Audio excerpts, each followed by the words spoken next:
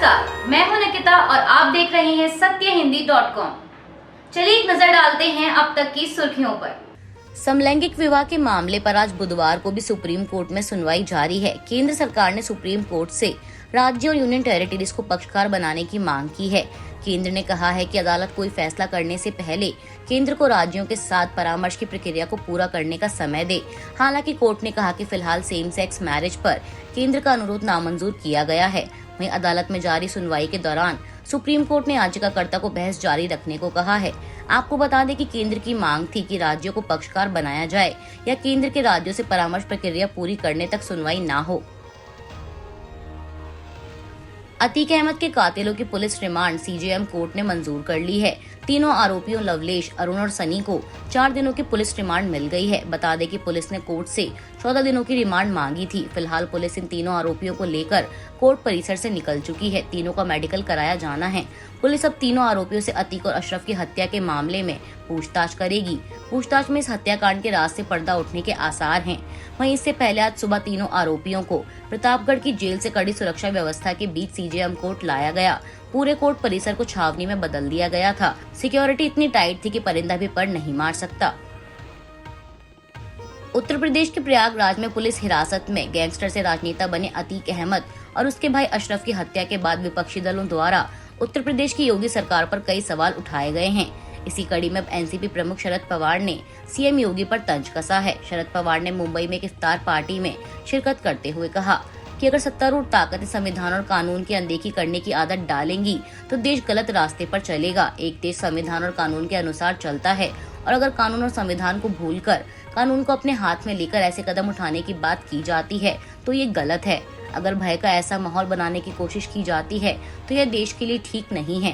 वहीं राष्ट्रीय मानवाधिकार आयोग ने मंगलवार को अतीक अहमद और उसके भाई अशरफ की पुलिस हिरासत में की गई हत्या पर संज्ञान लिया और उत्तर प्रदेश की पुलिस महानिदेशक और प्रयागराज के पुलिस आयुक्त को नोटिस जारी किया है। एनएचआरसी ने राज्य पुलिस को 4 हफ्तों के भीतर हत्या की जांच की रिपोर्ट सौंपने को कहा है।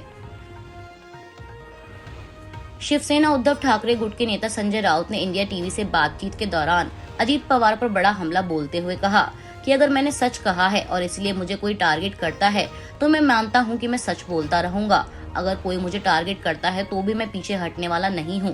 राउत ने कहा कि मैं किसी के बाप से डरता नहीं हूं। संजय राउत ने आगे कहा कि सामना यानी शिवसेना का मुखपत्र हमेशा सच लिखता है और बोलता है। जाकर पूछो हसन मुशरीफ से कि उन पर दबाव है या नहीं। अनिल देशमुख, जितेंद्र आव्हाड, प्रफुल्ल पटेल से पूछो उन पर दबाव है या नहीं। मैं और कितने नाम आपको बताऊं। केंद्रीय जांच एजेंसियों का इस्तेमाल कर विपक्ष के नेताओं को तोड़ने की कोशिश की जा रही है। उस पर अगर हम कुछ कहते हैं तो बीजेपी को गुस्सा आना चाहिए, न कि किसी अन्य नेता को। संजय राउत ने परोक्ष रूप से अजीत पवार पर निशाना साधते हुए कहा कि वो क्या मेरी विश्वसनीयता पर सवाल खड़े कर सकते हैं। शरद पवार जरूर कर सकते हैं, मैं उनकी ही बात मानूंगा।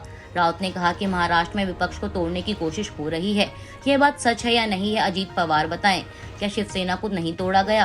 क्या एनसीपी पर हमले नहीं हो रहे? यह बात शरद पवार खुद बोल रहे हैं। इस तरह का पत्र उन्होंने अमित शाह और मोदी जी को लिखा है। अगर मैं यह सच सामने रखता हूं तो दिक्कत क्या है? संजय राउत ने कहा कि मैं बोलता रहूंगा और लिखता रहूंगा। मैंने सच लिखा है और अगर इस सच से किसी को चुभन होती है तो इसमें मैं क्या करूं?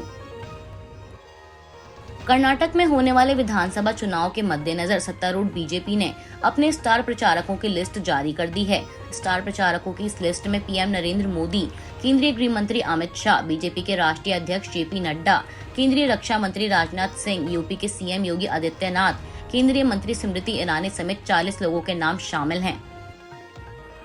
टीएमसी नेता मुकुल रॉय के भाजपा में शामिल होने के बयान पर बीजेपी नेता शुवेंदु अधिकारी ने तंज कसते हुए कहा कि बंगाल बीजेपी को उनमें कोई दिलचस्पी नहीं है।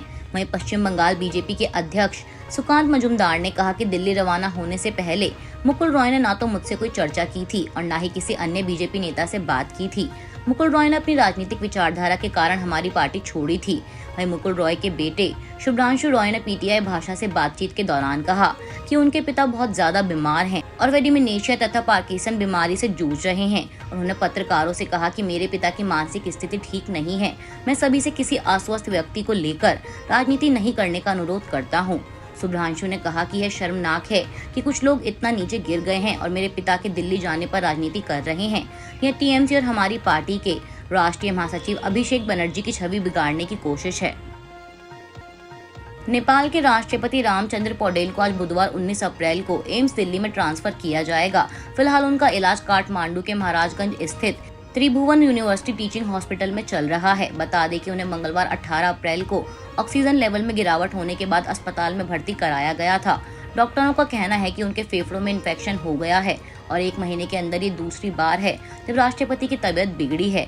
राष्ट्रपति के सलाहकार के हवाले से मीडिया रिपोर्ट में कहा गया है कि वह 15 दिनों से एंटीबायोटिक्स ले रहे हैं, लेकिन उनकी स्थिति में सुधार नहीं हुआ है।